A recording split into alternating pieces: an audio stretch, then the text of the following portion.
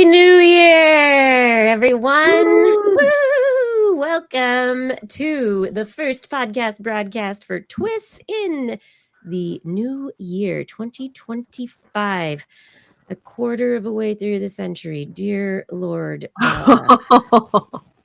Let's not discuss numbers unless they're related to probability and statistics and sample sizes and stuff like that. Or counting down. Thank you, Blair. Yeah. All right, everyone. Are we on the right mics? Everybody sounds good. We good to go? Let's do it. All right. So for those of you who know the show, you know the drill. This is the pre of the pod. And this is a moment where I tell you that the podcast for real is going to start shortly. And that's live for all of you who are here live with us or who watch the live recording on the video later. But if there are issues, technical troubles, like my computer just dies or, runs away and hides in the forest, we'll have to cut and edit and get rid of that part. And, that our wonderful editor, Rachel, will take care of that. And so if you just want the nice and neat podcast version, make sure you subscribe to our podcast, which you can find on playlist, not playlist, on YouTube. It's a playlist on YouTube, a podcast playlist on YouTube. We are also on Spotify. Ooh, your microphone just went underwater? Was that just me? Or was that just that was me making a noise that implied basically everywhere. Okay. We ready to go? Yeah. No more ifs, ands, or buts. Because it's time to begin the show. Let us start and let us go in. Oh yeah, make sure you share right now. Click the likes and the notifications and all that kind of stuff to get us into the algorithm. Aha! We are starting in 3, 2. This is TWIS. This Week in Science, episode number 999. Recorded on Wednesday, January 8th, 2025. So many. TWIS 2024 Top Science Stories Review. I'm Dr. Kiki, and today we will fill your heads with lots of old news. But first, disclaimer.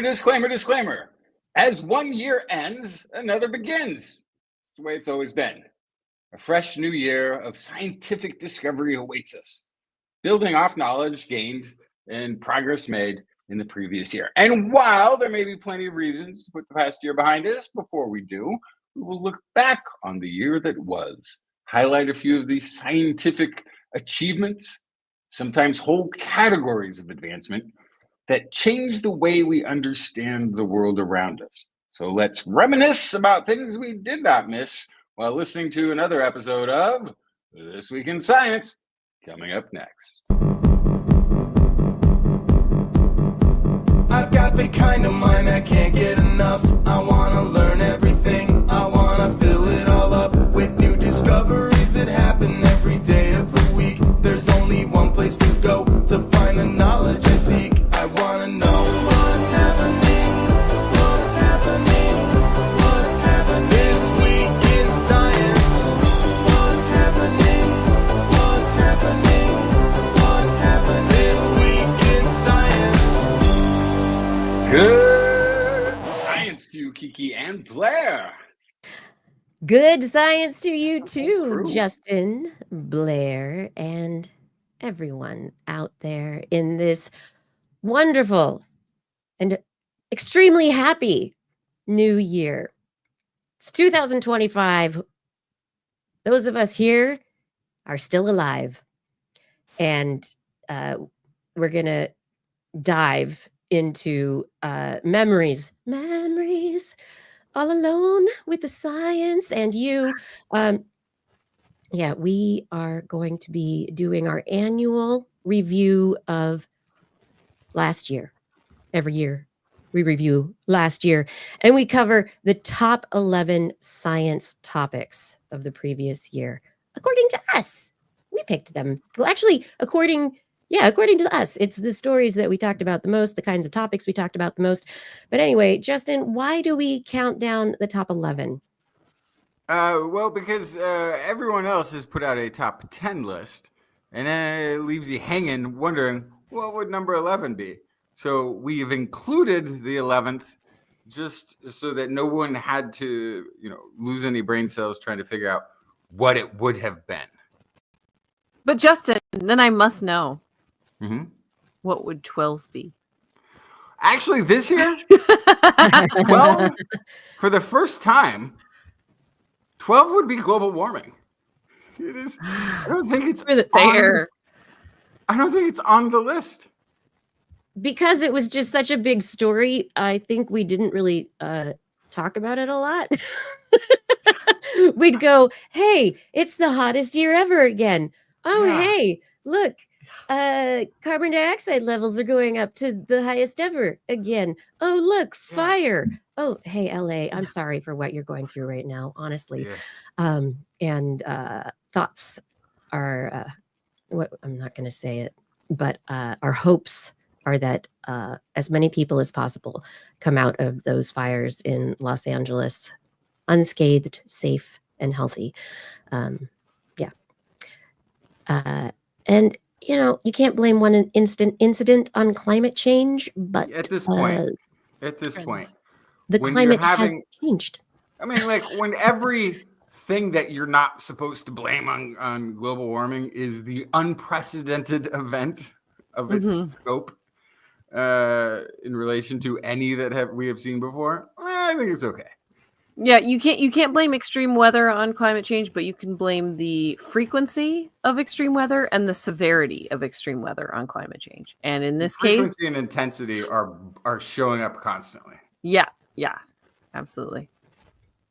But it's just one person. It's just one piece of data. It's just an anecdote. But you start putting it all together, and it starts telling a story. Yeah. It's causative. It's no longer correlative in any way. No, we're not going to go there. We are in the era of the increased carbon. We are living in a greenhouse gas effect. We are experiencing the consequences of all of the things that were predicted. And I know our predictions show it will be coming up in the future. But I would like to suggest that we really focus on none of the climate doom and gloom, and we focus on the solutions that people are working on. We can talk about the problems with some of the solutions for sure, and we can talk about what's going to work and what's not and all that, but I think we should talk solutions talk. And I almost agree with you. That's how this is always. Right. And I almost agree with you because I wish that's what was our only lot in this conversation. But unfortunately, the doom and gloom is not being talked about. So we have all of the things that we have to discuss, because if the other half of that conversation with the media was like, run for the hills or whatever, then you could be like, okay. Don't run for the LA hills. Instead of just running from the hills. Too soon. There's other things we could do. But because they're saying nothing at all, you kind of have to hold up both sides of that conversation, unfortunately. Absolutely. There's a problem. What are the solutions? We can talk about it. But anyway, that's what 12 would have been. It would have been. So, okay, we delved into that. But we're not going to talk about 12 because it didn't make the top 11. List anybody. Okay, so we are going to be jumping into our countdown in just a moment. But right before we do, which is right now, I want to remind you that if you subscribe to the TWIS podcast on your favorite podcast platform, you will be updated with our weekly broadcasts every time we publish them. Also, we are on YouTube, Facebook, and Twitch for our live video, and the recordings of those video broadcasts. And our show notes and other links and information are at twis.org. And you can look for This Week in Science. But now it is time for Last Year in Science. Yeah. You ready? So number 11. 11. 11. So I was actually surprised to see this one on here. This is DART. What is it? Direct double asteroid redirection test. Yes. Okay. DART. Billiards in space. So this is a 2022 event that where we successfully from this planet that is spinning and orbiting a sun, we launched a thing at a moving target and touched down on it and blew the thing up and then took off again. And I didn't have it framed this way. One of the studies that are in here is that this was part of an Earth defense test. Like we were doing this partly to see if we could redirect it, and if in the future we needed to do it. I didn't really catch it at the time. I thought we were just doing it because we wanted to see what it was made of and see what would happen if we hit it. So we did, but the reason it's a 2024 story is because 2024 is when we got a lot of the analysis done. We started to figure out, okay, we did this thing back in 2022. What do we actually do? And it turns out we made an impact. We might have changed the trajectory of the larger mass. And in the course of doing so, we created a moon around the asteroid. Chipped something off that's now orbiting it. Cute. Gave it a pet. And we gave it a huge debris plume. And so early in the year, it was like, oh, look, it was a great collision. And there's these lots of debris and okay, it's great. And then they did more calculations and there's not so little bits of the debris field that have escaped the gravitational field of Dimorphos. And this has always been the thing that has come up in the conversation about if we could blow up an asteroid that looked like it was heading towards Earth, is the chance that we would just make lots of asteroids. It's like the old video game. You blow up one, it turns into a bunch of smaller ones. But so that was the intention of this, right? It was not to blow it up, but to nudge it. To redirect. So this was a little bit of an unintended consequence, was making the debris plume. A huge debris plume. And what the later, I think the latest calculations towards the middle of the year, August or so, April, somewhere in August, people calculated that the trajectory of maybe some larger bits of that debris plume might impact Mars and could even possibly impact Earth. Yeah, so apparently Dimorphos is now a kilter. But it was a success. Oh, yeah. But it's now doing tumbly things. Meaning their predictive ability of what it's going to do has been impacted because its movement are going to be a bit more chaotic. Oh no. So instead of just moving at a trajectory, it's now got this little wobble to it, which means that's why it's might.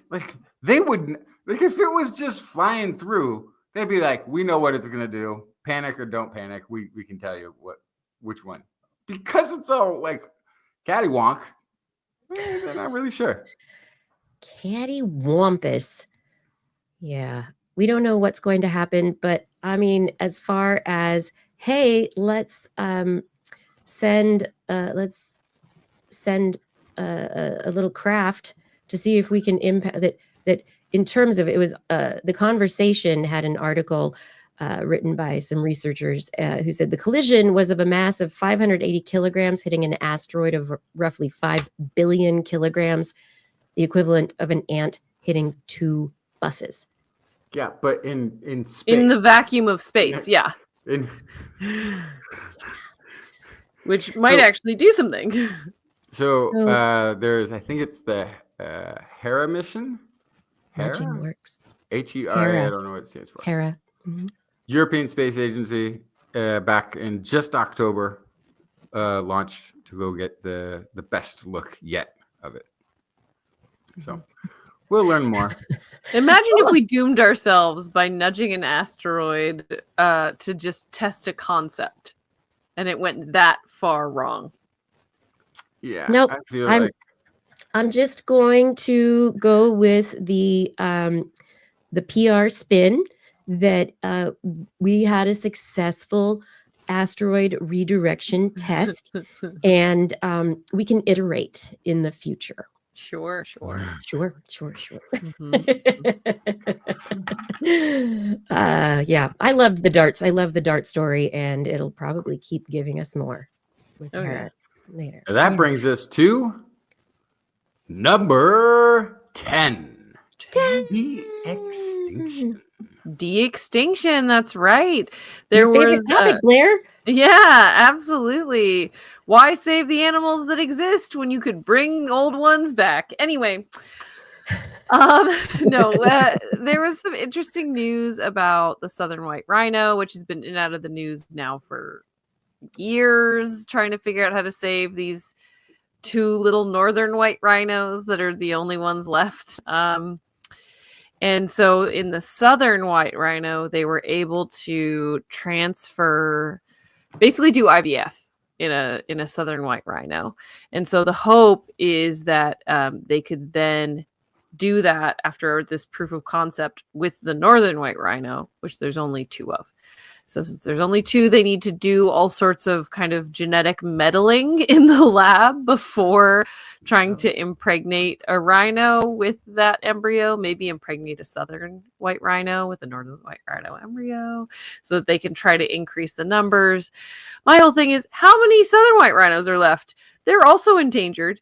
Maybe just take care of that. But anyway, that's not the point of today. We're counting things down. Then there was a lot of mammoth news, mostly out of Colossal. They were trying to figure out how to use elephant stem cells to then they threw an interesting kind of monkey wrench in the business by saying they were going to bring a Tasmanian tiger back.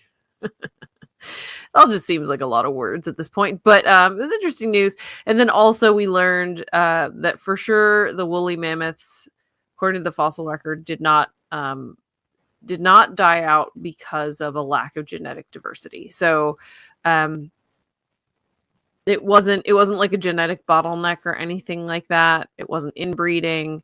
There were other environmental factors that did the mammoth in. But yeah, do you guys have anything to add on kind of de-extinction? That kind of covers the wide swath of stuff that we went over this year. Yeah, I think from my opinion on all of this is that the science is sound. They're doing some really great science, and the reason I like this set of kind of de-extinction stuff is that it starts with the white rhino story, which is really trying to protect a species that is on the verge of extinction.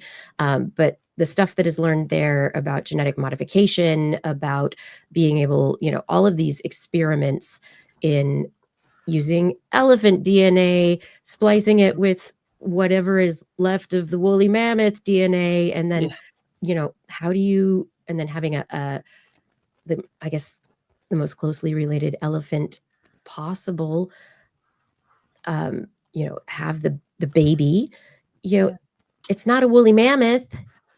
It's, and the thylacine, the thylacine we've talked about is more recently extinct. But again, it would not be the same animal because it has to be a surrogate. It has to be. You can't take fossil DNA and turn that into an egg and a sperm and turn that into an embryo and then cook it in a lamb bag in the lab and then make a Tasmanian. That's very, very science fiction from where we are right now. What are you talking about? This is becoming more and more achievable.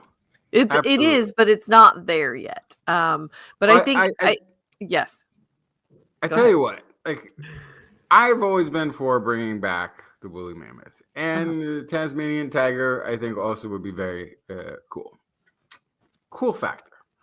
But Yeah.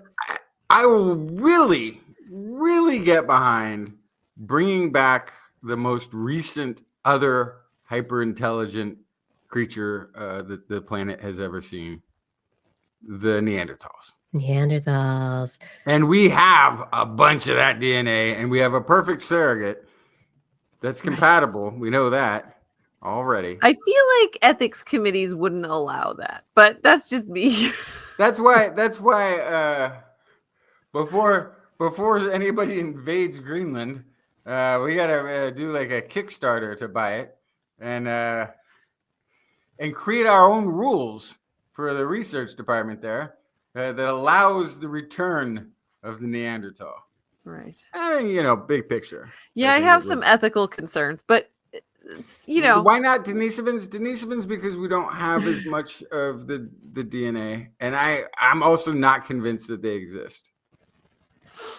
Well, anyway, no, Kiki, your point is the important one though, is like the mammoths and the thylacines, they're the sexy option, right? Like Colossal is using that to fundraise, to promote this research that ultimately will likely be used for other things. So I think that's great. I think that it could really be of value, but there's also a moment where you have to do the kind of cost benefit analysis.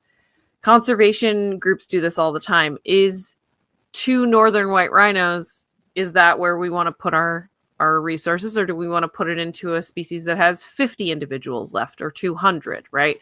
And so that's part of the conversation too. Yeah. Can you, with that limited gene pool, how can you actually develop a successful returning species, right?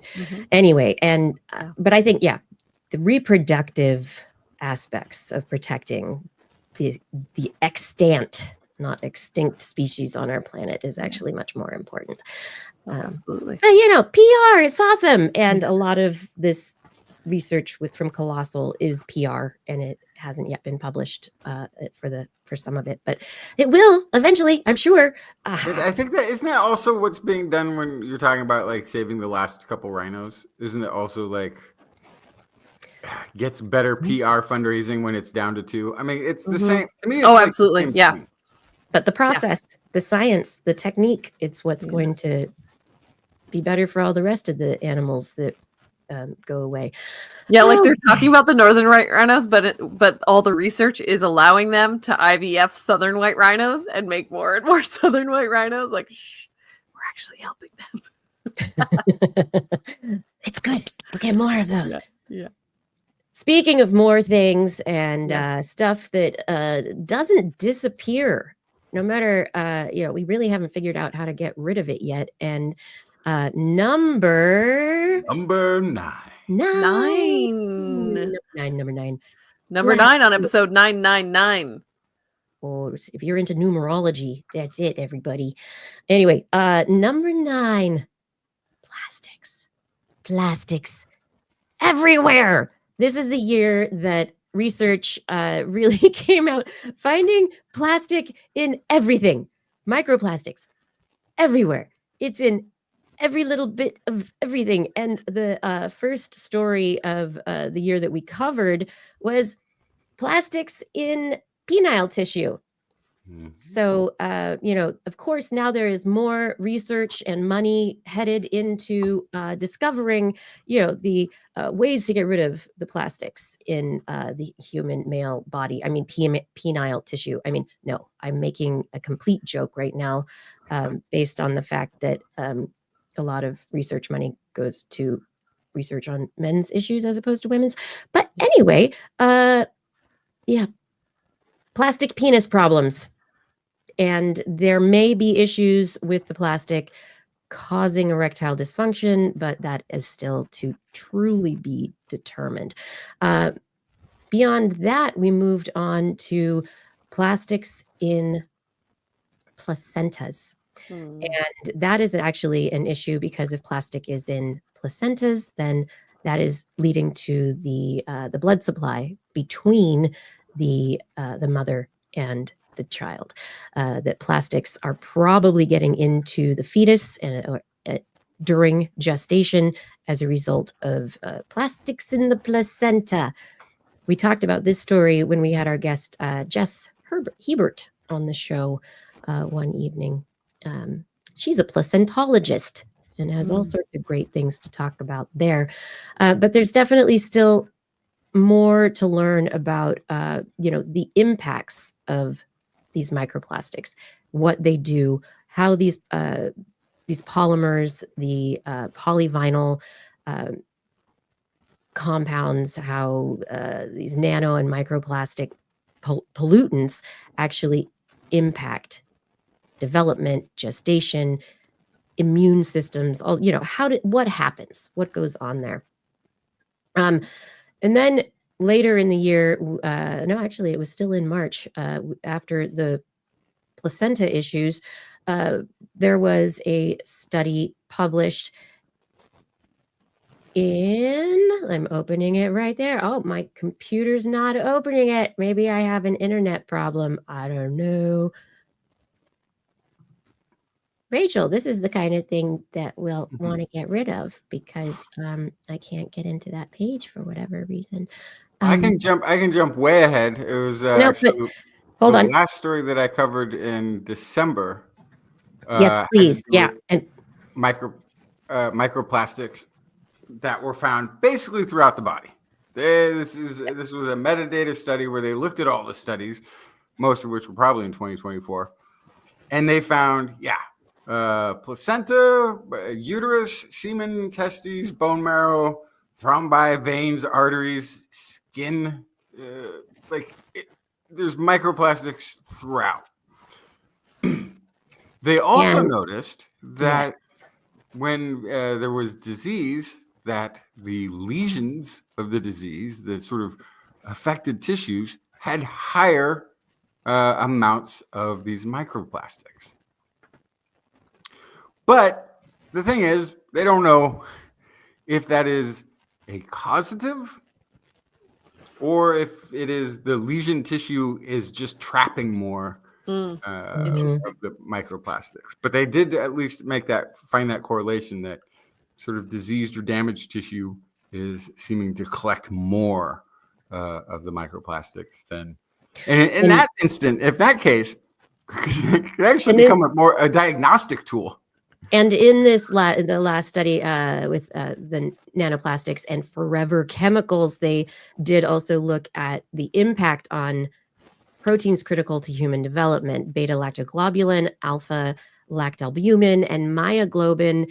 And they showed that there were changes to those proteins. And so these proteins are found in human breast milk and infant formulas. And so it could cause developmental issues downstream, but they don't really know. So there's, the alpha helices get basically dissolved and converted into beta sheets. So they don't act the same way anymore. And so binding efficiency is less, and probably developmental defects would occur because of nutritional defects. That's what I would guess. But yay!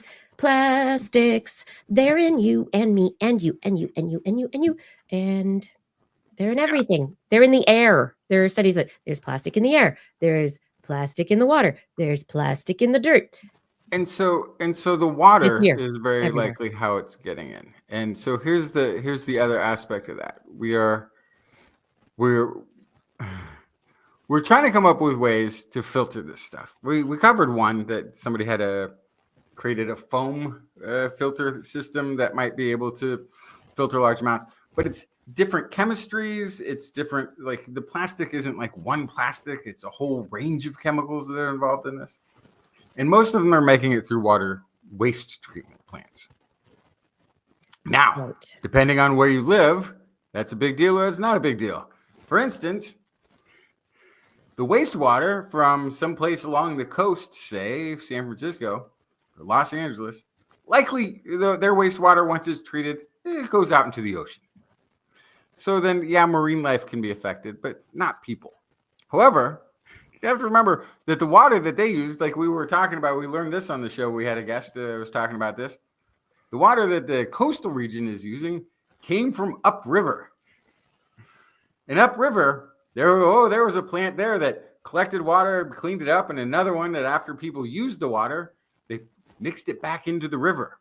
And upstream from them, there was a community. Upstream from the Mississippi River, I learned this recently, has about 4,000.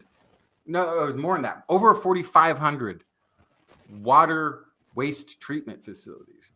Meaning there's 4,500 iterations of that water getting used in households, flushed down drains, out to wastewater treatment, put back into the river, collected again by the next community downstream that needs water. So this is we're contributing in some cases in different degrees of our downstream populations for this. And recently they also found there's all sorts of fluorine chemicals, things that are associated with pharmaceuticals and forever chemicals that are also maintaining this chain, staying in this chain of the recycled water that we use. Yeah. But plastics, yay! Let's move on from plastics to Blair's favorite topic. And honestly, I know I think you gave it on purpose. I did. Yeah, I know you weren't here for a lot of these stories, but 8. Yes, number 8. What is it, Blair? Robots. So a few nightmarish things happened this year. Last year, somebody made a robot that has human tissue on it. It was a biohybrid robot that was powered by skeletal muscle tissue, which... Oh, yeah, this guy, the Pepto-Bismol face. I remember him. One of my favorite weird, gross... Yeah, this is a big no thank you for me. They made it smile with electrical impulses. Just why? Anyway, so they did that. Then in April, this one I'm really glad I missed this show, actually. Engineers built a robot that is so good at reading your expressions that it can predict the expression you're about to make and make it before you. Ooh. So yeah, so just, you're about to smile, then this thing smiles right in your face, and you smile, and then suddenly you're terrified.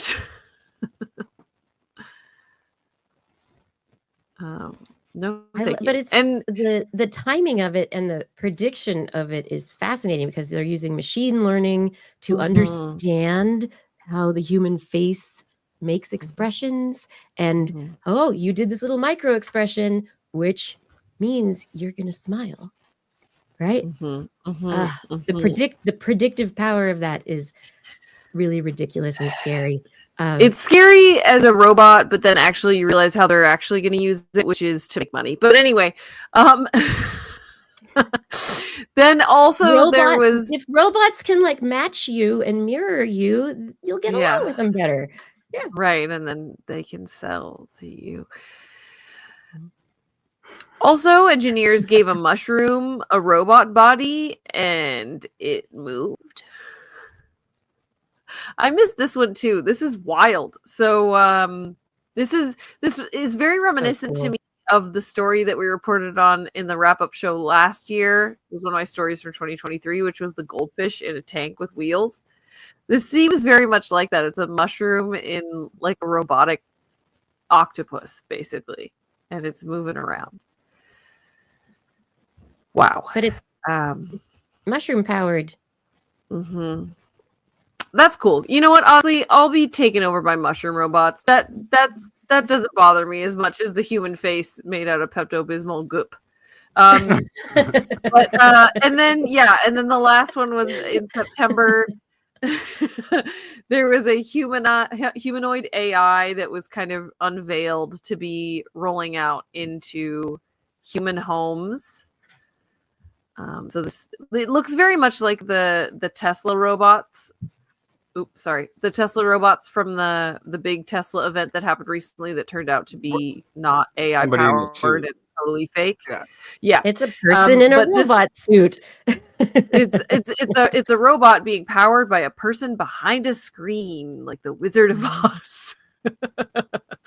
But no, these are Great actually and supposed to be powerful. real AI humanoid robots. They have video footage, but also after that whole Tesla thing, I don't know, maybe I don't believe it. But these guys are supposed to be rolling out to select homes. Is there a date in here? I don't see a date. Soon. Yeah, it's not going out yet, but they do already have an earlier version of a robot that does not look anything like this that is being used in warehouses and other places. So the company is making robots that work. Yeah.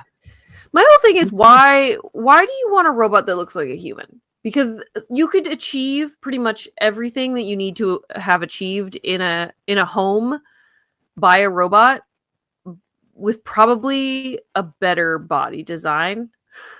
I understand that evolutionarily we got here, but there's a bunch of reasons for that the robot doesn't need. They don't need to be bipedal. That's very floppy. Yes, I understand why. It's hubris. I get it. But it's only slightly just make hubris, yourself I a think. nice astromech. Just have your little R2D2 with arms. Like, why? I think the reason is can. to replace a human in a human environment, like a house that might have stairs, that might have, that have things arranged in a certain way that humans are meant to interact with their fingers and they're walking into things. That to replace a human properly in a human environment, you need something that has all the human capabilities physically. These are designed interact in a humanistic way, right? So I don't know why? that that's no, I don't think that that's going to be part of it so much. I think what it is designed to do is replace labor. Human labor in households. You're right. This is all guys, but really they're going to be walking through the Amazon warehouses, right? That's what you're saying. They're going to be folding sheets and doing laundry and preparing meals. They're going to be working for very wealthy people who are kind of annoyed that they have to have actual humans in their home. Right. And if that's the case, and these robots will fold laundry so that I can do more reading and writing and art, that's great. Although I would never be able to afford one of these robots. But I mean, it's like in the 1950s when they had, here's the home of tomorrow. They'd have the folder robot that was in the laundry room, and then they'd have the automatic chicken cooking machine that was in the kitchen, right?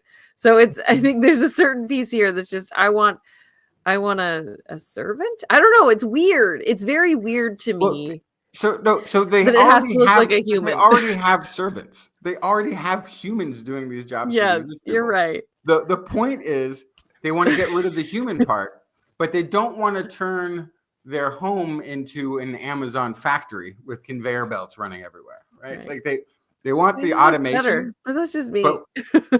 They want the automation aspect, but they don't want the human aspect, but they need a human capable thing to replace. Mm-hmm.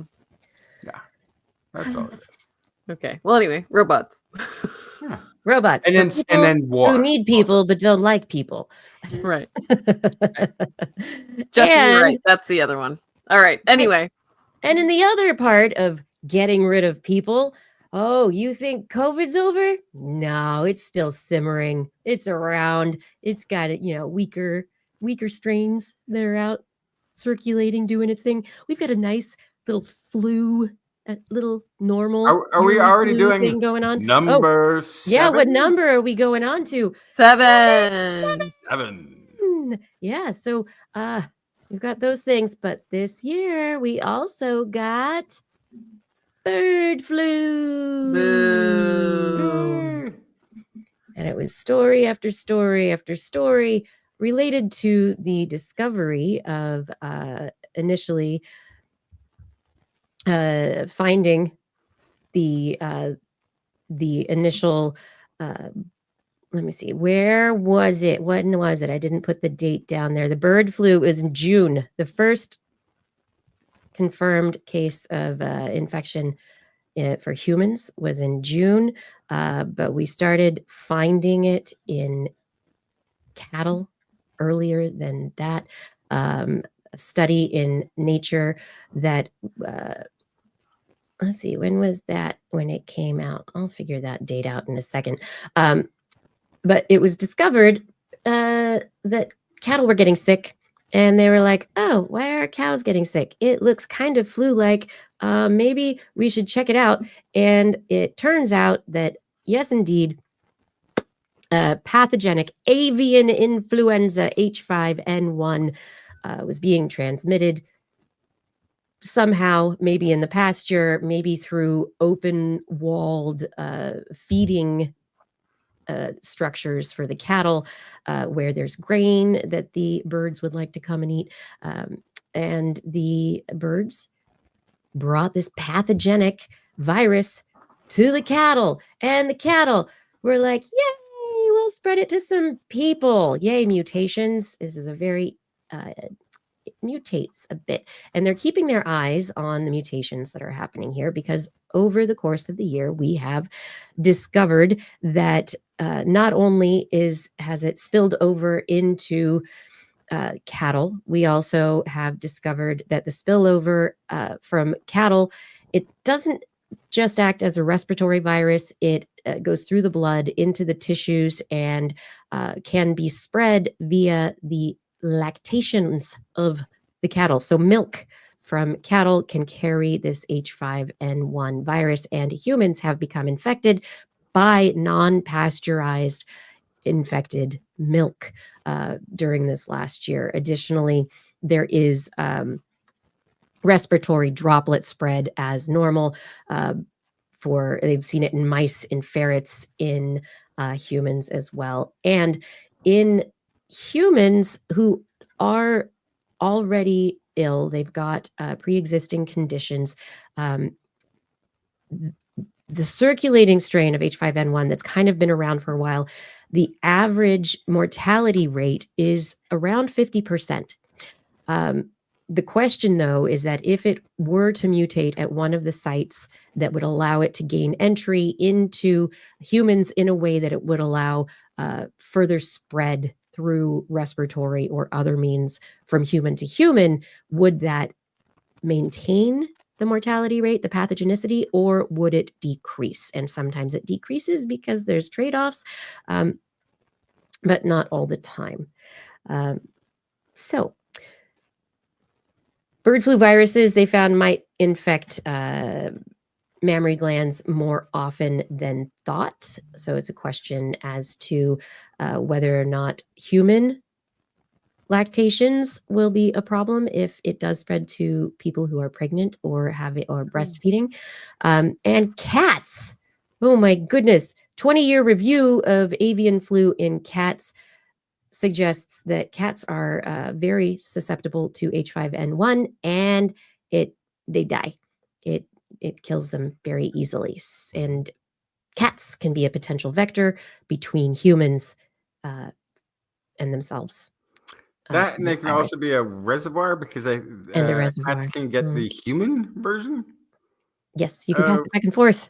Yeah. And if they have both together, there can be some... it's just another reason not to have cats and to, Or everyone say it with me. Keep your cat inside. Yeah. Yeah, but I never have to see anybody's cats. I'm happy with that solution. Outside. Don't let them go outside. And have people wash their hands before they pet your cats. And the good news. So 2 pieces of good news. And one of the issues that we discussed on the show related to bird flu this last year was the fact that we went through the whole COVID pandemic, we tracked things, we traced things, we figured out ways to stop the virus from spreading, and these cattle farms were just very quiet about what was going on, and it was hidden for a very long time. And so, one of the stories we have to thank a veterinarian named Dr. Barb Peterson, who started hearing about birds dying on Texas cattle farms and barn cats. And she's from Amarillo, Texas, and also correlated that to sick cows. And she did monitoring and sent samples to a friend at a veterinary diagnostic lab in Iowa State University. And they were able to identify H5N1, a type A virus with particular mutations that allowed it to infect cows. And so, speaking of circulating, the virus did circulate. It was able to mutate because of the relative silence about the sickness in the cows, in the birds, and other things until because monitoring was not regularly occurring on these cattle farms in a way that was sufficient to catch it faster. And the question now is, will we be... Part of that is because sick cows, I think, cannot be transported across states. No. And so it was a big economic incentive to underreport or to not allow monitoring of cattle. Yeah. And so, not only that, but the question is, what did we learn from the coronavirus and the pandemic? And if mutations happen and this avian flu does become a human issue, will we be ready? And in one good news piece of research this last year, researchers at the University of Houston wrote back-to-back papers in Nature Communications relating the development and validation of a nasal spray immune activator called NanoSting that can control infection for multiple respiratory viruses, and also another one, NanoSting SN, that protects against all members of the coronavirus family. So the research now, and the question is, with respiratory viruses, it's great because the nasal spray acts immediately in the immune cells in the nose, in the respiratory system, and that's awesome. But if the virus that is from cows to humans, which has gotten into tissues other than the respiratory system, if that is an issue, then maybe we might also need vaccinations by shot as opposed in addition to nasal sprays, or maybe we'll see multiple ways of vaccinating. But there are vaccines on the horizon, everybody. We've got flu vaccines, we've got antivirals. If we do it right, it'll be just great. And that's I'm going to just come into 2025 with optimism about flu. Never to let good news go unpunished. The United States did 3 days ago have its first death by H5N1. That's right. I wasn't going to talk about that because it's this year, not last year.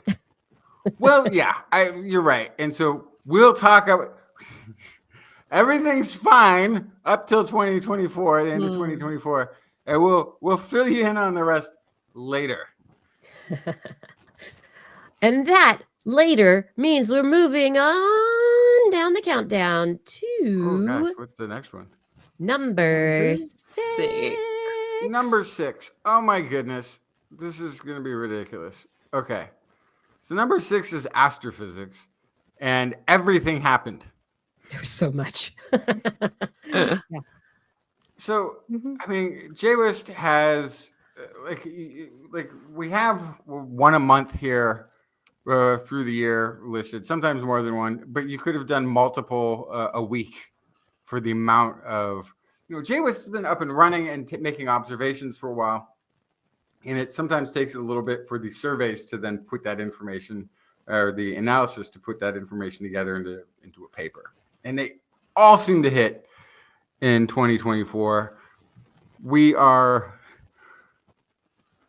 My goodness, I don't even know where to start on this. I think some of the biggest ones are going to be the deep look, the way back in time looks, where James Webb was seeing into the early universe, observing some of our earliest galaxies, and really places that we didn't expect. So there was the Jades.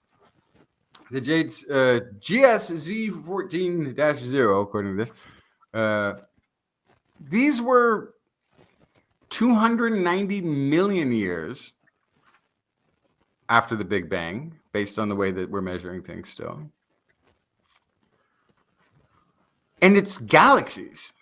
Now, they might be proto-galaxies or primitive galaxies or whatever you want to call it, but this is still 700 million years before we were expecting, based on the current models, to see galaxies.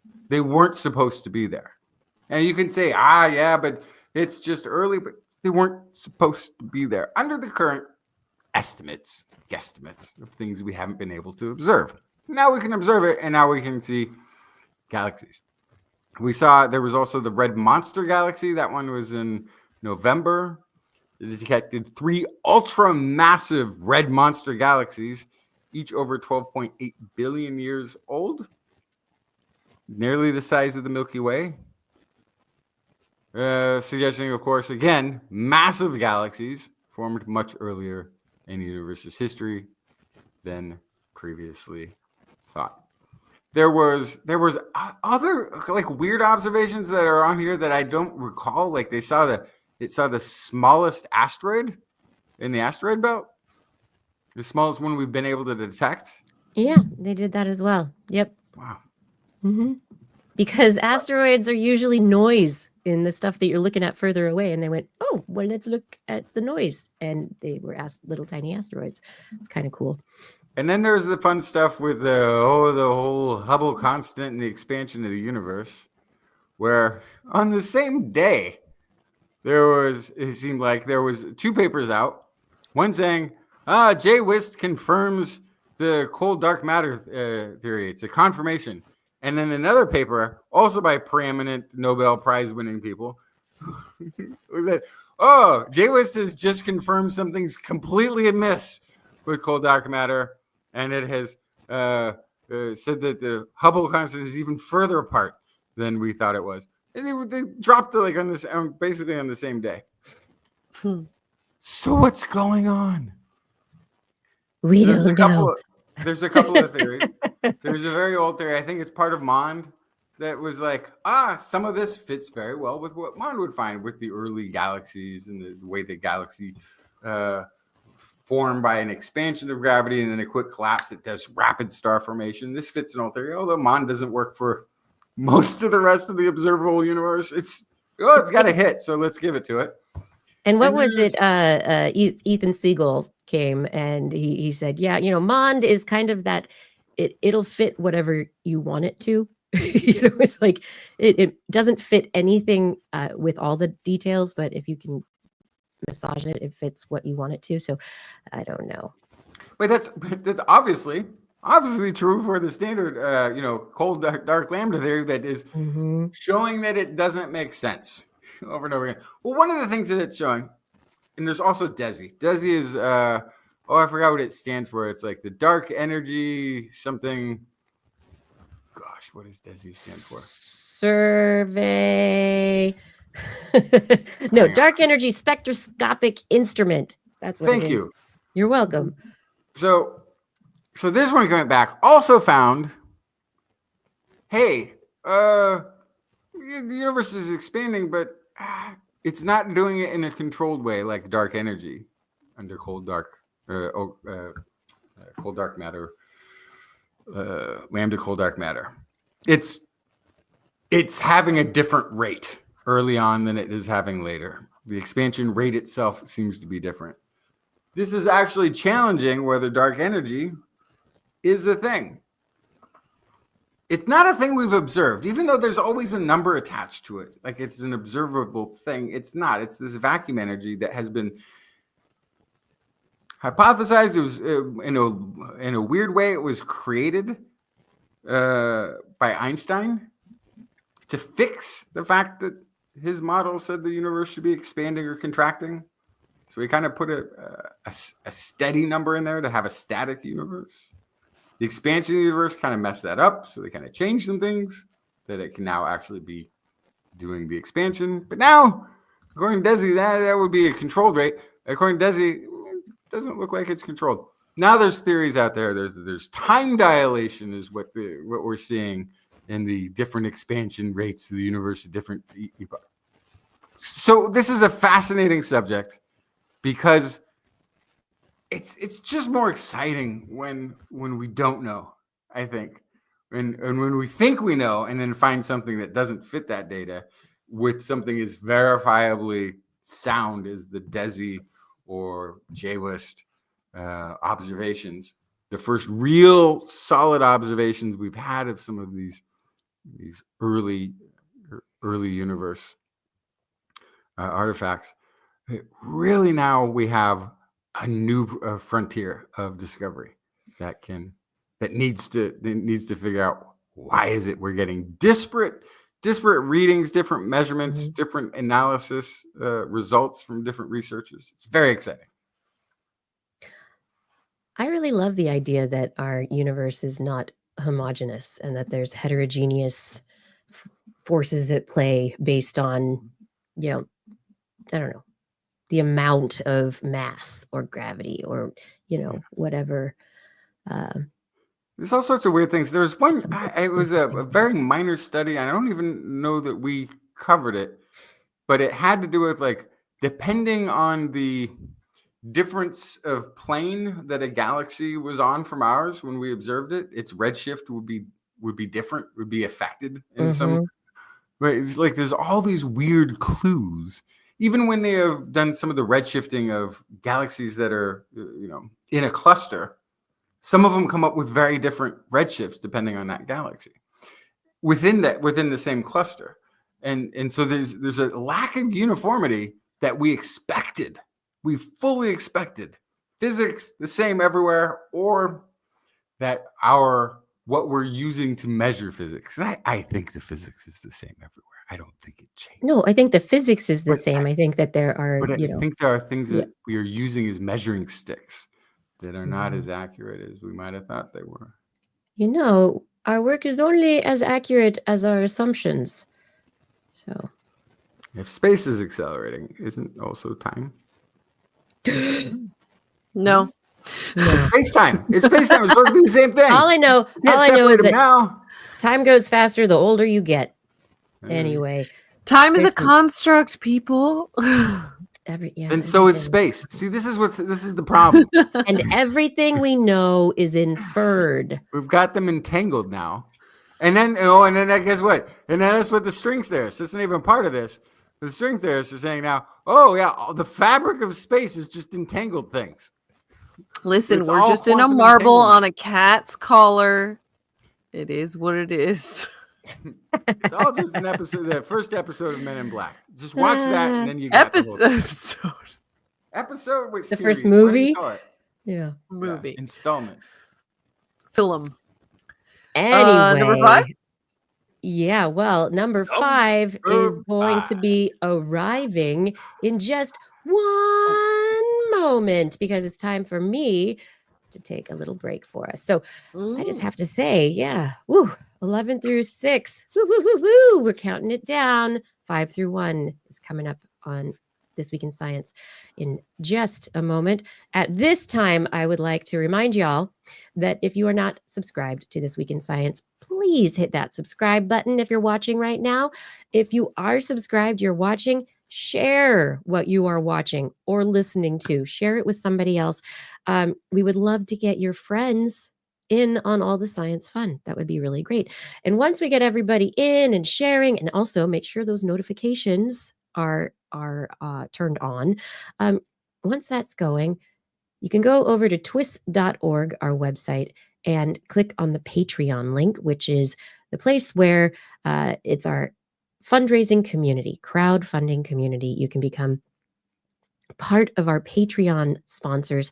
And at $10 a month or more, we will thank you by name at the end of the show. And I can't wait to read your name at the end of the show. So come on, get in there.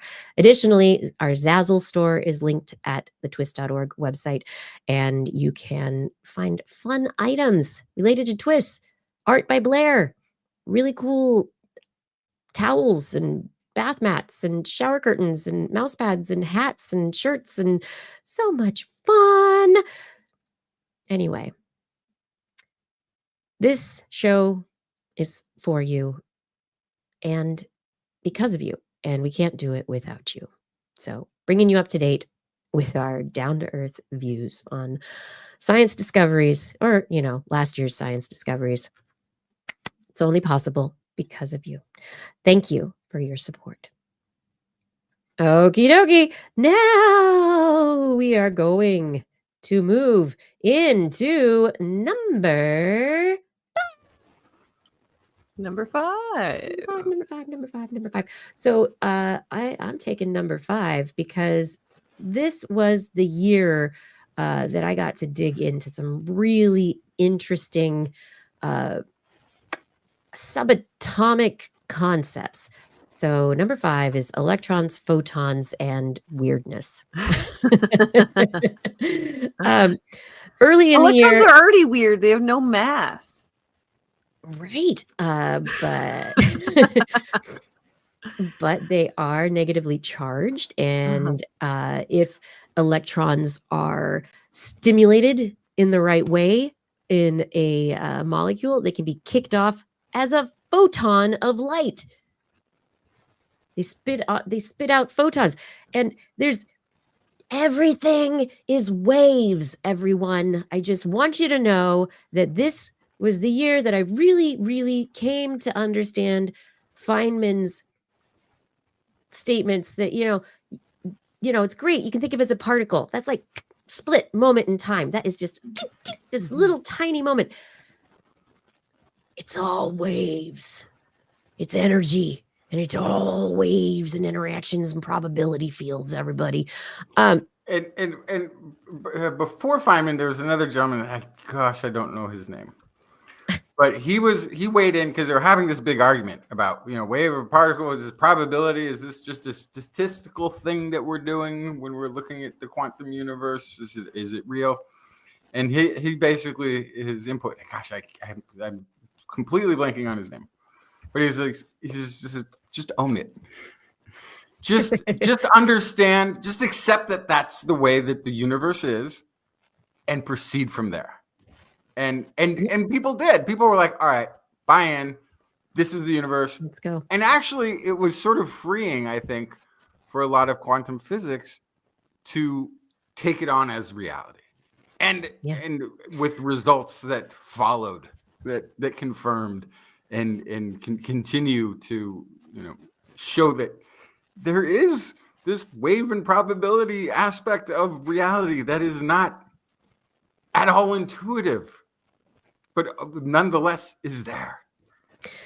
Absolutely. And so these waves and these particles, the first story off in the year had to do with synthetic chemistry. Back in March, we had a story related to using light to induce an internal rotation of molecules. So it can extend the toolkit of synthetic chemistry to be able to allow them to perform different functions, photochemical switching functions. This could be used in molecular computing, sensing technologies, bioactive molecules like drugs. It's a system that these light-activated molecular groups, they say they're bulky groups around central bonds, could be developed into photoactivated bioactive systems. And so the idea that interactions with light and that the energy that is transferred, that the vibration, the energy can induce a physical change in the molecule, enough that could change the chemistry of the molecules that we're creating. So if we're creating molecules for particular functions, then maybe we can further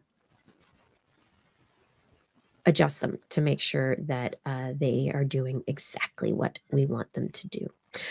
Anyway, so moving on from there, going into more weirdness, we had transistors. Transistors, we know we've got Moore's law. Transistors are limited by the size of electrons, and there is an ultimate limit to how transistors can function. And an article this last year used electrons' quantum weirdness to use the jumpiness and the kind of not predictableness of electrons' quantum behavior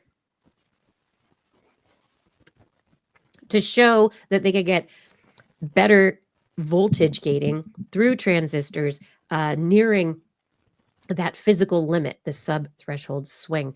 And so the this particular quantum interference that they used altered the flow of single molecules through transistors, and it's going to allow basically there's quantum tunneling that happens, and the way that they're creating it, it allows these transistors to work in a much more efficient way that can maybe get us down to those sub-threshold levels for Moore's law. So making smaller, better transistors, which was super exciting. That's what I thought was really good. We also found out physically, when water vaporizes, we just think it's like, oh, water vaporizes because of heat or whatever, like it burns off, evaporates into the air. Well, researchers at MIT demonstrated that light striking the surface of water breaks water molecules, and then they float away into the air. No heat involved whatsoever. This is something that nobody ever thought about, but there was something always missing, and the researchers did some basic experiments, and they're like, oh, it's a light induced evaporation. It's very cool But stuff. it's also heat, but yes, but what Heat does it, but this is light only. But It's right, but so which makes sense because like the ocean doesn't boil, but it certainly evaporates quite a bit to create all the clouds and the rain and the stuff. So yeah. Other stories this year, researchers were using what they called they basically were calling tractor beams, metasurface enabled tractor beams. These are rays of light that use they generated using a silicon metasurface. These solenoid beams used to have really bulky light modulators, and these researchers miniaturized the whole system, and they're using beams of light to push little particles away from the light source. So this isn't a tractor beam for big things. It's a tractor beam for maybe little cells. So maybe that could be used in research, in petri dishes, or in other ways. But particle manipulation via light is happening. Additionally, we have the first visualization of valence electrons. These are the things that result in bonding. Oops, I moved to the wrong thing here. Yep. They were actually able to, they had a theoretical idea of what the valence conformation of the orbitals of the electron shell, what the valence electrons of organic molecules look like, and they actually were able to scan them and show us what outermost shell electrons look like in atoms, which that's tiny, tiny stuff. Oh my goodness, I love it. We have photon entanglement as an idea for potentially leading to the efficiency of nerve conduction and communication. So maybe it's a photon entanglement that has something to do with the way that our nerves work, which to me was just such a wild idea. How does that happen? I don't understand. Photons in your brain? What? Anyway, helps generate circuits in the myelin sheath. And then moving on, finally, we also, this is just weird because light, goes through opaque substances. The substances like glass, they're doped with different molecules, and that allows the light to go through in different ways. It changes the opacity of the glass. It was used in lasers all the time, for the glass to change the way that the lasers are energized or magnified. Well, in this last year, researchers decided to use yellow dye number 5 to make skin tissue transparent. They were able to make skin tissue and the muscle of chickens transparent. Yellow dye, FD&C number 5. And I tried this at home, and we did, it wasn't, an entirely by the protocol experiment, but we did have some limited results, which was kind of cool. And the biggest thing, What was that? Mountain Dew on chicken skin, or what did you do? No, it's not that. I ordered FD&C yellow 5. Nice. You can get it on the internet. I still have a large jar of it, so if anybody wants to come over and make Mountain Dew, make Mountain Dew or marinate chicken, and then see if you can see through it. It's an open invitation. Nice. No, it does not shrink the skin tissue. And the idea of this FD&C number 5 is that potentially it could be used as a window into some of the tissues inside the body under the skin that are hard to see otherwise, which is kind of cool. Yay! And then the last thing for weirdness, quantum computing has been big for a few years. It gets better, bigger, smaller, bigger, smaller. It's probably a lot of sensationalism. Google designs its tests to basically make itself look good. But Google did announce its Willow chip. It's the first in the new generation of chips in about 5 years. And this chip is special because it has reduced the quantum error rate. So quantum computing and the chips are problematic for because they have lots of they throw lots of errors all the time. And the way they designed this chip, it reduces the error rate, and it's one of the most accurate quantum computing chips available. So anyway, it's weird. Who knows if they'll get smaller? Maybe quantum computing chips will get bigger. I guess everybody's quantum computing, because the CEO of NVIDIA said that quantum computing that's really, really useful isn't going to be around for about 5 or 10 years. And so everyone went, and the stock dropped today.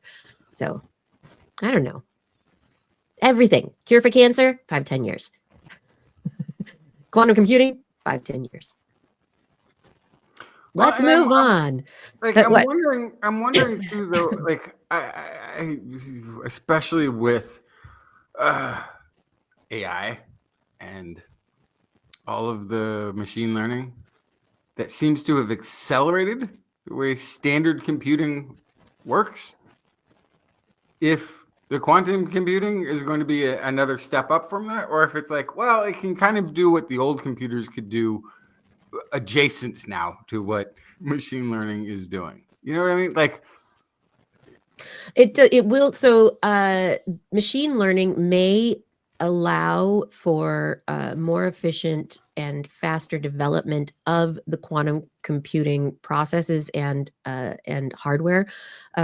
But at this point, the reality is that because of the quantum aspect, so that, instead of just 0 or 1, you've got 0, 1, or both. And you've got it spread across this entire chip, and each one of them is going, so it's a probability generator that is going to crack cryptographic technology encryption much more quickly, and be really good at problem solving. Like, it'll probably tell us all of the prime numbers that we haven't discovered yet. Maybe it'll tell us all of the digits of pi finally. But its application to everyday stuff is, we're not going to have them in our kitchen. Quantum computers are not coming to your kitchen anytime soon. These are going to be large like problem-solving computers. So it'll potentially, along with standard computers, modern computers running with machine learning algorithms that are parallel and doing all sorts of basically probability, like hallucinations, Right. Yeah, determinations. Exactly what I was thinking is like the hallucinations are going to be great in the quantum world. It's like, are you sure about that answer? Yeah, that's right. Yeah, Sometimes. but the speed and the Some of the time knowledge it's right. and the ability for hallucinate. that machine learning will have, it will add to the ability of the quantum computers and the processes, the software that runs on the quantum computers, to do things like give us really much more accurate atmospheric models to help us, really know if it's going to rain at 2:00, or maybe it will. Yes, maybe it will help us with, as Patrick P is saying in here, maybe fission reactors. Maybe it'll help us determine better ways to fuse or fizz atoms. There are problems that are difficult to solve and take lots and lots of computing power with classical computers, and that's where the quantum computers are going to come in because of the multiplicity of the probabilities all at the same time. And anyway, it's weird. Electrons, photons, quantum weirdness, computers, it's all waves, man. It's all energy. And everything we know is inference. That's all I know. What's next? What's number 4? Number 4. That's people in space. Yes. So this really started developing in the summer. In June, Boeing launched Starliner. Yay! I'm sure nothing went wrong with that. And then something went wrong with that. So the long and short of Starliner's kind of drama has been very interesting. We currently still have 2 astronauts on the ISS, hoping to come home next month. Fingers and toes crossed. They've been there for so long. This is so ridiculous. So long. How long was the original flight supposed to be? Like 2 weeks or something? 3-hour tour. No, it's like Gilligan's Island. It was a week. It was a week. That's right. And so now they will have been there for 8 months. Oh my goodness. It's just truly wild. And Starliner returned home unmanned, unwomaned, unpersoned. But it certainly was not worth the risk to get them home. And so in the end, we'll see. Seems like maybe SpaceX might bring them home. We'll see. And it had issues on the way back too. It had like it still was having issues on that return flight, even though the vessel made it. I feel like this is a bad relationship, but you're like living together and you have a loan. Like I will say, this is like, and you're like this is simultaneously like the most dramatic thing I've seen play out in a long time, and also the least dramatic thing I've seen play out in a long time. Like, the fact that they're stuck out there is very dramatic, and it's upsetting and it's scary. But then they're on the space station with other astronauts. And they're gonna be fine, and they're gonna come home at some point. Like, so that's the funny thing about this, is it's like, it's high intensity, low intensity. It's high drama, it's low drama. It's I can't wait until the movie comes out about this, and then they have to manufacture extra drama to like. So I don't think they'll have to manufacture any extra drama. I think all the drama's on the ground. I think the astronauts are yeah, a in consequence, and they're going to get home fine, you know. But I think the real thing is like NASA has been working with Boeing on this thing for a very long time. They've sunk a lot of budget into it. There's a lot of dollars in Boeing's involved, and NASA's just they're slowly like not doing press conferences together. NASA's like not talking about the next Starliner stuff so much. I feel like there's a multi like $1 billion separation taking place where NASA has just lost confidence in Boeing's ability to deliver. And, yeah, I mean, this year in many ways has been this proof of concept of the privatization of space, and in some ways it very much failed. In other ways it succeeded. There was the first ever private spacewalk towards the end of the year. And that went off fine. Yeah, the Polaris mission was actually really successful. Apparently, they did have some, scary moments because it was the first time that humans have been so far from Earth since like the Apollo missions. Yeah, and then of course, there's this whole issue with the Starliner being part of Boeing, which has its own issues at all levels of the organization. So that's kind of an extra thing about it. And then also, just for fun, we can throw out there that there are tunnels on the moon, and China. So if we can get off the space station, you can go to the tunnels in the moon.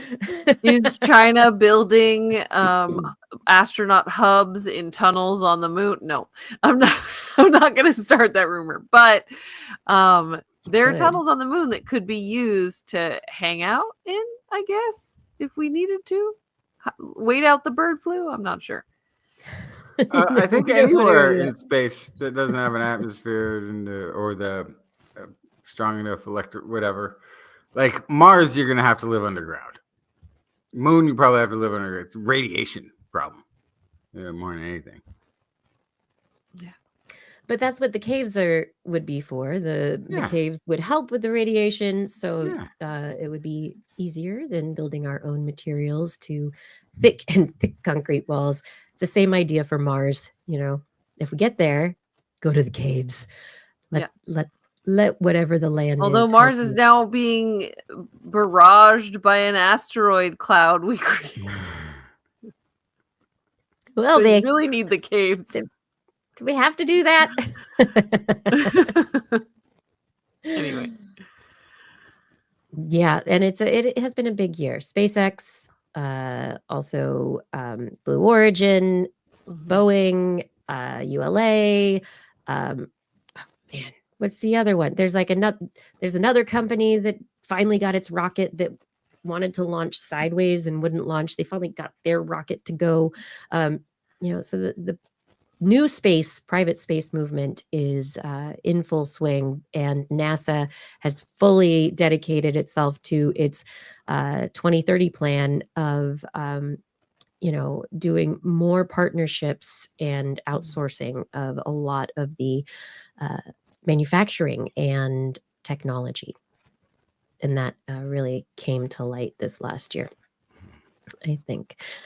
But hey, none of us need billionaires or, I don't know, NASA, as long as we've got number 3. Number 3. What is it?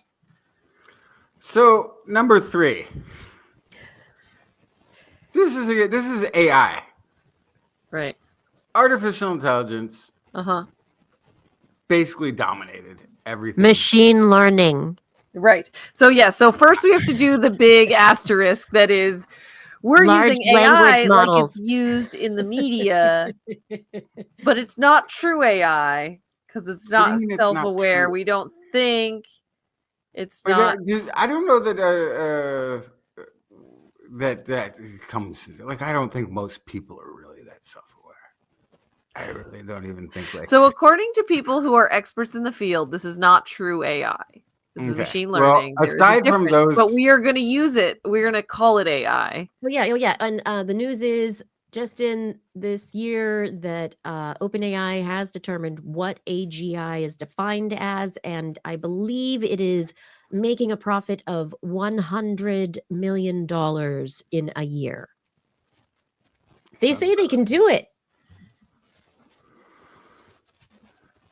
I'm over it. But anyway, machine learning. Let's talk about it. Yeah. Okay, February. Childlike learning. Did AI learn language and concepts like a child? Is it iterations? Back in February again. Surprise no one. A study finds AI can be used for propaganda. Of course. There's, fake pictures and fake stories and all this going out there. AI is being used to write research papers, getting them published. Yep. AI is. So there's all the dark and terrible thing. There's like, there was and it might have been the year before even. Actually, it might have been 2023. When there was like the group that was going to an AI meeting to discuss, whether there was any dangers, and they took the guardrails off of their molecular development AI system, and it created all sorts of nerve gases that weren't yet known to mankind, as well as the ones that were. Oh no. Yeah. But there's also, if you go and look at health research, almost everything in there right now has an AI aspect. There everything from improving how mammogram detects cancer to improving protein folding, understanding like the alpha fold and all of this. You also now have some of this is even more recent. I think it's slipping into the beginning of this year already, but the research was done last year that AI assist is being able to find the structures of RNA, which is something that it's like for all of the things that we've learned from full protein structures, RNA structures have still been largely a guessing game. It's not a thing that we like. Some of them are too, when they're large, they're flexible. We don't really know what structures they have. So how do we know how they're interacting to do the mediation and all these insane things that we're learning that RNA is involved in? Well, now we're starting to get looks at this. There's really like almost like too much to talk about. One is ChatGPT does good. This was in September. That it was actually better at debunking conspiracy theories than people who are knowledgeable on the subject. That's pretty fascinating. It's bringing up all sorts of questions about what is awareness, what is learning, what is thinking, what is this communication that we've taken for granted. And there's also there's a long list of jobs that are being impacted by this. One of the things we find AI is really good at is programming. It's coding. That's a huge industry that everybody went into because everything they were like, oh, the coders. Well, we're going to replace the accountants and anybody who's dealing with paper in their job, and we're going to replace receptionists. We'll have chatbots, these things. And now AI is like, yeah, and guess what? We don't need you either. Thank you for your effort. Bye-bye. And, this kind of reminds me, too, of when we were talking a little bit about the robots replacing people in the homes. The AI replacing people, a lot of mathematics work that's going to be done with these quantum computers. Is not going to require mathematicians sitting down there and working with it. There'll be a few, but it won't be teams of analysts working on these problems. When we say that there's a lot of data and it needs to get worked through and the computers are too small, well, there's a lot of people pushing aspects of those computers to do those calculations. Knowledgeable people. We might not need them. So what are humans going to have left? What are we going to do? Now, I tell you what. If AI takes over the world, and it will, it's only a matter of time. No. We will also, in the meantime, as it does so, be having accurate mammograms that don't have false positives and recalls and unnecessary biopsies. We're also going to cure a number of cancers. We're also going to be able to figure out what actually the mechanisms of a Parkinson's or an Alzheimer's are. We're going to achieve quite a bit of positive human health from using AI. So we have to keep that in mind. This is going to be a very positive tool. And when it does take over, we have to keep in mind we are now disease-free. We're going to live longer, healthier lives slaving away in a lithium mine. But still, that's only until the robots are able to replace us there as well. I don't want the robots to replace us. Our own brains are good enough. And that is going to take us to number 2 on our list Number 2 for tonight. Brain stuff. Yes. Kiki's favorite. Yeah, my favorite. So I'm going to talk about this one a little bit. So way back, starting in February, we reported a story on better living through brain circuitry. And this study, they used deep brain stimulation to disrupt circuitry. So instead of allowing particular circuits that are affected by Parkinson's, by Tourette's syndrome, obsessive compulsive disorder, the deep brain stimulation was targeted to specific areas of the brain that are known to be involved in these disorders and alleviated symptoms. And they showed that when they were able to put electrodes in these little tiny areas of the brain, they disrupted already disrupted networks. So they were able to help mood. They were able to help motor disorders, all sorts of incredible things. So, I don't like the term disruption, especially when it comes to, technology and that kind of stuff. But if you're disrupting a bad brain circuit, I'm all down with that. But then we had stories that were not necessarily related to neurons themselves. This year was a year of a lot of focus on astrocytes, glial cells, the things that are the other stuff in the brain. Astrocytes are specifically in a study in the central striatum. They regulate neuropsychiatric disorders.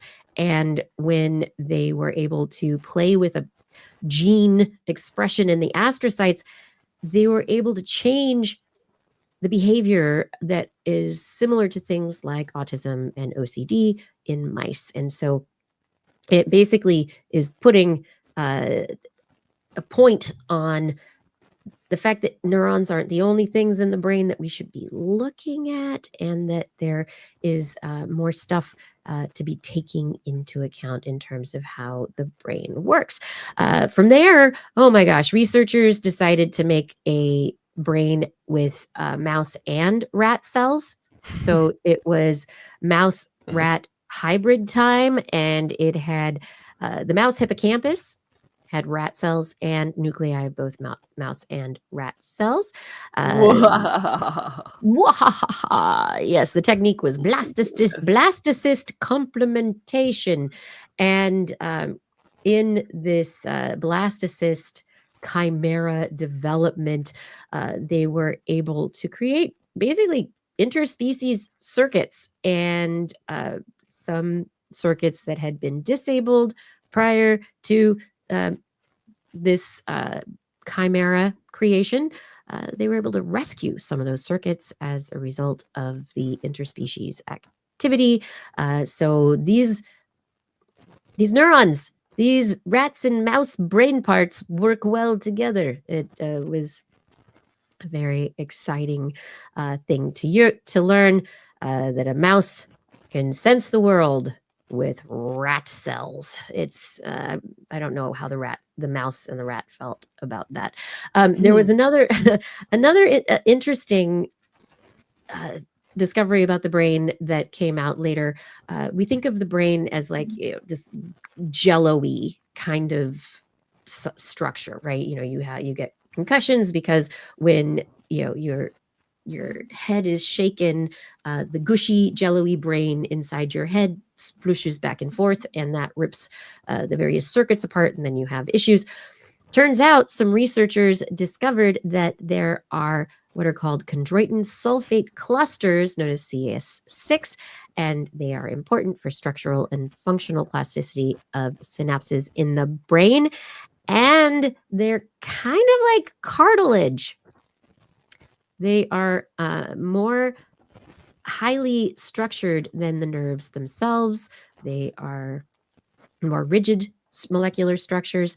And so it's kind of interesting that the brain might have cartilage in it, or what they call a perisynaptic matrix. And anyway, there's other work that went into how neurons talk to each other, and this could help work into neural network modeling for artificial intelligence, machine learning stuff later on, or completely synthesizing the brain. But how do brains have flexibility in complex worlds without becoming completely chaotic? And they were able to basically figure out these trade-offs that neurons are dealing with all the time. And so there are mixed selectivity neurons that go along also with very specific ones. Glial cells were found to be able to transform into neurons through epigenetic modifications. So glial cells could possibly, that are already in the brain, could possibly be reprogrammed to fix damaged neurons and problems in the brain. And then another group was really interested in trying to get brains to talk to each other. Yeah. Anyway, language models, feedback, brain-to-brain stuff. Yeah, our brains, right now we have to use bodies to talk to each other, but what if our brains could just talk to each other? We were also just, the University of Basel discovered that the brains of mice store 3 copies of every memory. So there are various age neurons, and they all are, there are multiple copies of our memories throughout the brain. So maybe that has to do with amnesia that is short term, and then your ability to recall things later. Maybe that has something to do with it. And additionally, mitochondria. Mitochondria is essential to the health, the immune system, the They're functioning. the powerhouse of the cell, as we all know. And it's essential for our brain. And apparently there are mitochondria that when things go bad, they start throwing these bits of their chromosomes out. And so they just like can toss their chromosomes from like one place to another. And it's not necessarily a good thing. So but mitochondrial DNA can release segments of itself that travel through pores of the nucleus and integrate into another cell's chromosomes. And then they get inserted, and there are new mitochondrial segments in there. And so how many mitochondrial insertions do each of us have in our brains? And the question is, if you have a lot of them, is that bad? Well, I mean, are these senescent cells? Or are these like, because I know they do that. They start kicking out they stop growing, but the factory machinery, the metabolism within the mitochondria is still operating, and so it starts kicking out stuff that it has to keep spitting stuff out. And it stops being coherent, and it starts creating weird effects in the tissues around it.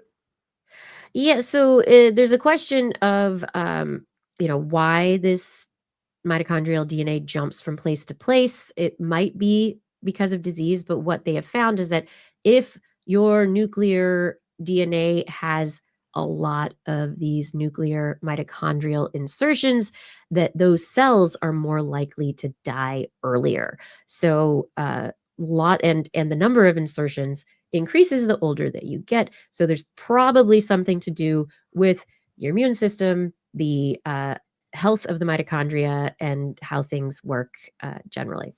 So it's just, doubling down. Mitochondria are mad. They're, I'm out of here. And they throw the furniture around and it like ends up like in the neighbor's house. And, then that's bad for the What's neighbor's health. interesting, though, is if that neighbor happens to be a progenitor cancer cell, it has less chance of surviving. Like there's a little bit of a trade-off there. It could be great. I had That'd a be couple awesome. of. I had And a, we sort have- of a. Oh, go ahead. I was just gonna say, Blair had asked if we could be done by 10. So Yeah, I know. I gotta run through one last brain story though. Okay. There were 2 different studies that tracked adolescents, really at youth. Like one, I think, started at age 8. One started at like age 11. Cohort studies that tracked children as they developed, and paid attention to brain structure. There were MRIs involved. They did it was like a brain study on children. And they also tracked when these children started using substances for the first time. And what was really interesting is they discovered that there were brain variations that would tend towards, if somebody was like that, for instance, in one of the studies, psychosis type symptoms were there before somebody used, say, marijuana. They also found that in a lot of those substances, you could almost look at the brain before they started drinking or they started smoking or doing another substance. And you could see that they were basically predisposed. So that a lot of the neurological damage and brain structures that we have associated throughout the history of studying drug users, it may have already been in process. And the drug use may have been therapeutic and self-medication. Well, whether or not it was therapeutic, or it just made it faster. In some cases, it was. They were showing, but what it means is that the brain structure is predisposed to certain substance abuse. And you know who's going to abuse this information? Medical insurance. I don't want to talk about that right now. But it's saying that also, like, for one thing, it's saying that the drug use doesn't necessarily cause brain damage in the way that it has been reported. And this is your brain. This is your brain on drugs. Right. No, this was your brain was already scrambled, is what you're saying. Yeah. Basically, or had variations that made you predisposed to one type of a drug or a different one. But then you start to have to look at, like, when we go then and talk about treatment or incarceration and penalties, you're now literally imposing penalties on somebody whose brain was predisposed for this to happen. That becomes a very much less of a moral issue than it does a nature issue. And how you anyway. Are we there? Yeah, and then there was like one final one. I don't remember who reported on it, but there was a discovery that like immune cells are associated with muscle cells in the muscle fibers and the nervous system, and so there are macrophages that excite muscle spindles that help to perpetuate the learning or development of motor responses, so it can speed up the way that your muscles twitch, which is kind of cool. Yay, immune system! But that could also have stuff related to immune disorders that we hadn't ever thought of before.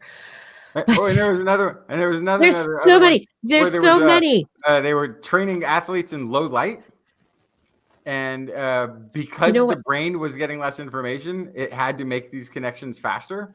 And so when they came back up to regular light when they were performing, they performed faster than the It counterparts. was like running at elevation. Yeah. A little bit like that, but it was to Mhm. the it was visually less light, and Yeah. they were having to throw things and do depth perception and do all these training skills.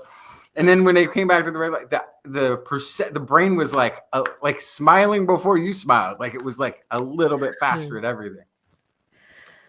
All right. And so Train Blair's the been brain. waiting for this one. And actually, I believe this is the first time that this topic has ended up at number 1 on our top 11 list. What is number 1, Blair? Number 1 story of 2024. Animal surprises. That maybe aren't Yes. surprises, but maybe Yeah, animals have been surprising this year. Just so many, of course. Bonobos, not so calm, collected, sweet, loving. No, actually, the males are in some cases more aggressive than male chimps. So we learned that this year. Surprise. Orcas, surprisingly, not surprisingly, attacked more leisure ships out in the ocean. Still not sure why. So, But that's didn't we learn that it surprising. was being like transmitted, that like there was a single female that might have been teaching offspring and younger orcas? So That was it the was, hypothesis. Yes. I Yeah. don't know if we proved anything. Yes, I but then think there's so. also, is it a fad? Are they responding to some sort of stimuli? Is it because they keep getting struck by these particular size of ships? It could be any number of things. I like the idea that it's like a fad, like when they Yeah. wear things on their heads. Dead salmon? Yeah. Dead salmon. Mhm. Yes. Yeah. Just what's all the cool orca kids are doing it. They're attacking the yachts. We talked about, I remember reporting on caterpillars sensing the electrostatic fields of different predators so they can tell who's coming. Absolutely amazing. Crows count their caws. They know how many caws they're going to do before they start, and so we can actually tell based on the sound of the initial caw how many caws are to follow. That was Ants gave me incredible. some of my best nightmare juice of the year. Ants will amputate infected limbs off of a wounded friend. They hitchhike in cars to get to new areas. That one was we like, learned that was wild. They're like, I'm going to go Uh-huh. here. Let's just hitch a ride. Oh my gosh. Absolutely. We learned that chimps are pharmacists. That's, there are lots of natural pharmaceuticals out in nature, natural things in nature, of course. And so it stands to reason that certain animals would learn that and know what to nibble on for specific ailments. And so chimps are the first time we saw this kind of used in the wild. Hippos flew, which actually what really happened is they recorded a hippo in slow motion and saw that all 4 feet came off the ground at once when they were running, which it had been conventional wisdom that this was not possible for over a animal of that century. size? Is it just because they're Yeah. so big? Just because they're so big and they're kind of lumbering. But remember, these guys can get up to 35 miles an hour. They book it. And they're called river horses. They can gallop, basically. Anyway, they're fast. The way Hovering hippos. momentum works, they hover. Definitely the most disturbing story of the year that I brought was about fireflies being used by spiders after they were caught to flash a deceptive signal to female fireflies. Hey, come on over to get caught in the web. So cool. Yes. Yes. We found the RNA responsible for butterfly wing patterns. So researchers were able to block that and get this wild looking butterfly we see on the screen. Two jellies combined into one. They were comb jellies, so they're not like other jellyfish, but they actually fully fused together, ended up with a single digestive system. Strange. Very, very strange. And then closing out the year with strange, carnivorous squirrels. Mm-hmm. So That was a big story. We enjoyed talking about this story.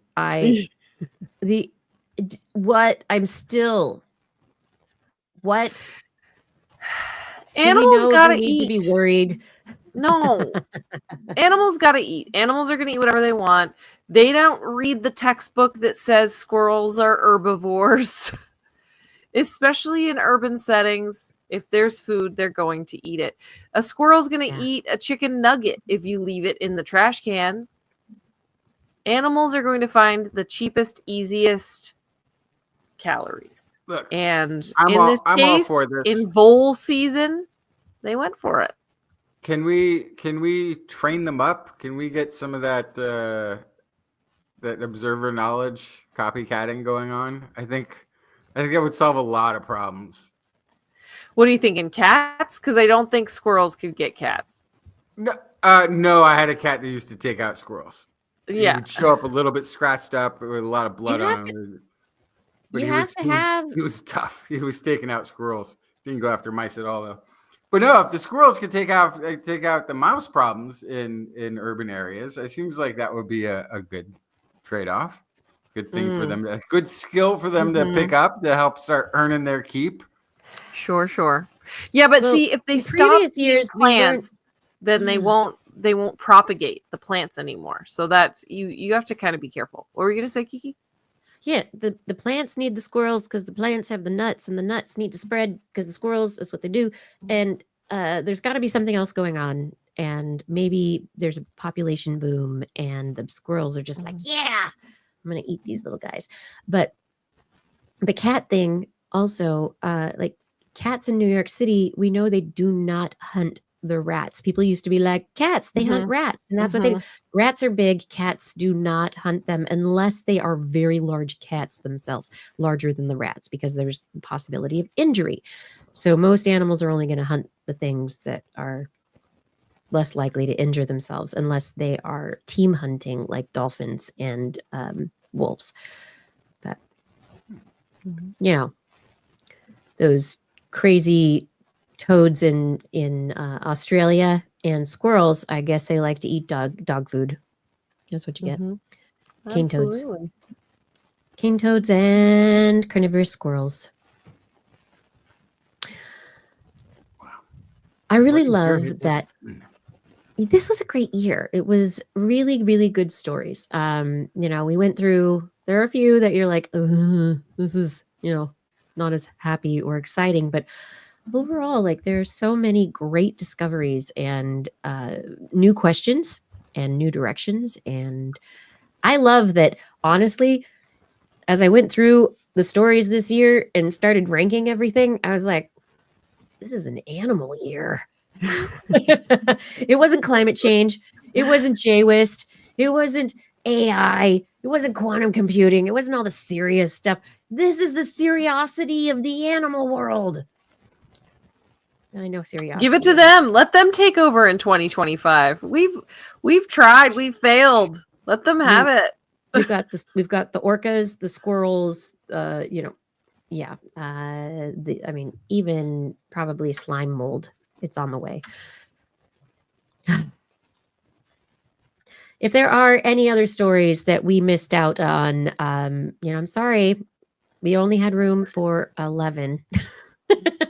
11 topics, which would probably 60 stories or 50? something. Yeah. 50 or 60 stories. I didn't count them. Excuse me.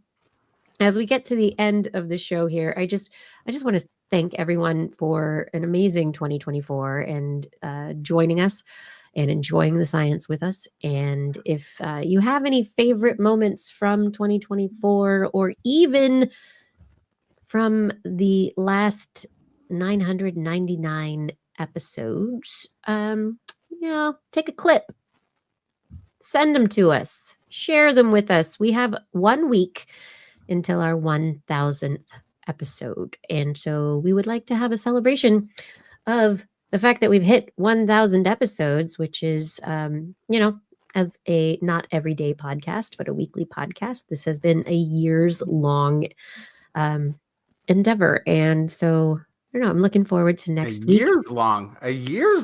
Years, decades. It's been decades.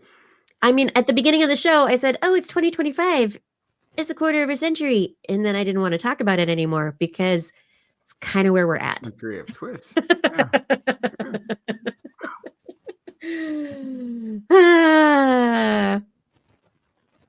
But thank you all for being with us through the many years, the many episodes.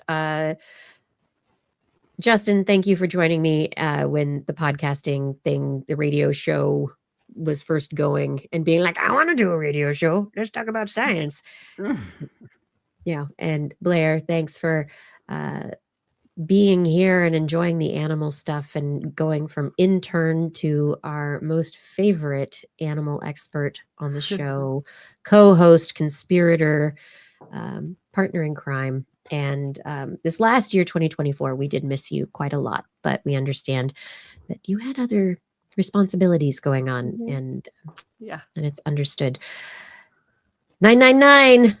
Oh boy, numerology, huh? Rod Haglund says it's the number of the beast. I knew that was. I knew it.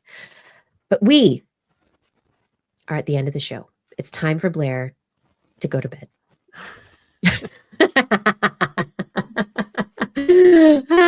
No, it's time for us to just end this show. We're not going to do any more discussion of, stories like, mirror life, the synthetic production of opposite chirality in molecules that could take over and, destroy life on Earth as we know it. No, we're not going there. No, we're not going to talk about six-legged mice. Why would they do that? Oh my gosh. But we might talk about it next week, 8 p.m. Pacific time, broadcasting live from our Twitch and YouTube and Facebook channels. Absolutely. And at this moment, before we tell everybody that, all the ending stuff, I do have to say thank you, specifically everyone in the chat room. Thank you for being here in the chat room and chatting and commenting while we are live. Thank you to our Discorders. I don't know, somehow I lost access. They don't like my computer anymore. But I'll get back on Discord again one day. But if you're on Discord, that means that you're a Patreon supporter. So thank you for that support. Gord, Arnlore, others who help keep the chat rooms really good, happy places, the moderating of the chats. Thank you for doing that. Identity 4, thank you for recording the show. And Rachel, thank you for editing the show. And now is time for me to thank our Patreon sponsors. Thank you to Dana Lewis, Eden Mundell, Alan. Oh, good. It's on the screen. That's really nice. Alan Viola, Aaron Anathema, Arthur Kepler, Craig Potts, Mary Gertz, Teresa Smith, Richard Badge, Bob Cold, Kent Northcote, George Corris, Pierre Velazarb, John Ratnaswamy, Chris Wozniak, Vagard, Chefstad, Donathan Styles, a.k.a. Don Stylo, Ali Coffin, Shubru, Sarah Forfar, Don Mundis, PIG, Stephen Albaran, Daryl Myshak, Andrew Swanson, Fredis 104, Skyluke, Paul Ronovich, Kevin Reardon, Noodles, Jack, Brian Carrington, David Youngblood, Sean Clarence Lamb, John McKee, Greg Riley, Mark Hessenflow, Steve Leisman, a.k.a. Zima, Ken Hayes, Howard Tan, Christopher Rappin, Richard, Brendan Minish, Johnny Gridley, Remy Day, G. Burton, Lattimore, Flying Out, Christopher Dreyer, Greg Briggs, John Atwood, Dave Wilkinson, Rodney Lewis, Paul, Philip Shane, Kurt Larson, Craig Landers, Sue Doster, Jason Olds, David Neighbor, Eric Knapp, Lon Makes, E.O., Adam Mishkan, Kevin Perchan, Aaron Luthen, Bob Caldery, Marjorie, Paul D. Disney, Patrick Pecoraro, and Tony Steele. Thank you. Thank you, each and every one of you, for your support on Patreon. We can't do this without you. If you would like me to read your name at the end of the show, or, even just do another amount and not have your name read, head to twist.org and click on that Patreon link to become a supporter. Like I said, next week, it's 1,000 episodes we're celebrating, and we're also going to do some predictions for the future. It is Wednesday at 8 p.m. And Blair, what comes next? Do you want to listen to us as a podcast? Perhaps while you, I don't know, plant some hydroponic plants, let's say. Just search for This Week in Science wherever podcasts are found. If you enjoyed the show, get your friends to subscribe as well. For more information on anything you've heard here today, show notes, links to the stories, well, some of them will be on our website, All of them. www.twis.org. We love your feedback. If there's a topic you would like us to cover or address or suggestion for an interview, please let us know on one of our social media accounts. You can find us. Or you can send us an email. Just be sure to put TWIS, TWIS in the subject line, or your email will be hit by a rocket and veer off course and break into a million pieces and fly into 2026. We'll miss it. Oh my. It's quite a travel. Hey, next week is the prediction show. And so while we look forward to discussing science with you again next week, it's a kind of a special episode where we will make predictions in science for the following year to come. So you won't have to wait until the stories happen. You'll get to hear about them before they happen. And we'll also look back at last year's prediction show and see how well we did, if any of the things that we said turned out to be true.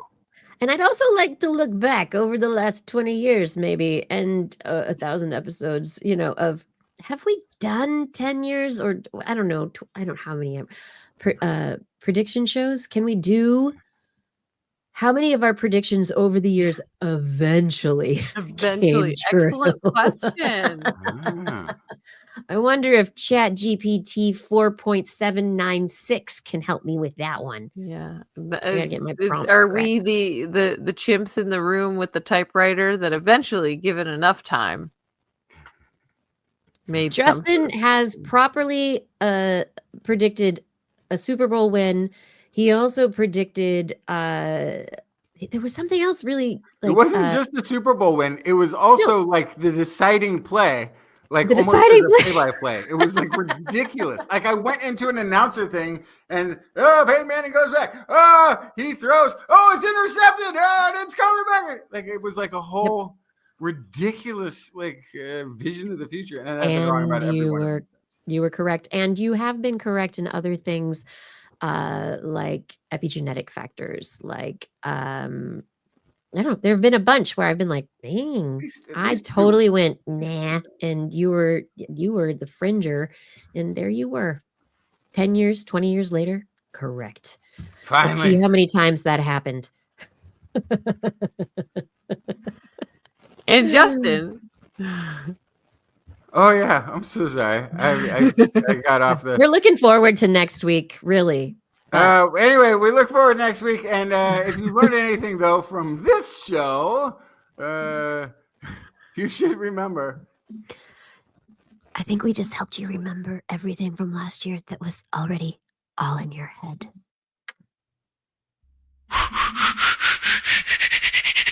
This week in science. This week in science. This week in science. This week in science, it's the end of the world. So I'm setting up shop, got my banner unfurled. It says the scientist is in, I'm gonna sell my advice. Show them how to stop the robots with a simple device. I'll reverse global warming with a wave of my hand. And all it'll cost you is a couple of grand. 'Cause this week's science is coming your way. So everybody listen to what I say. I use the scientific method for all that it's worth. And I'll broadcast my opinion all over the earth. 'Cause it's This Week in Science. This Week in Science. This Week in Science. Science. Science. This Week in Science. This Week in Science. This Week in Science. Science. Science. Science. I've got one disclaimer and it shouldn't be news.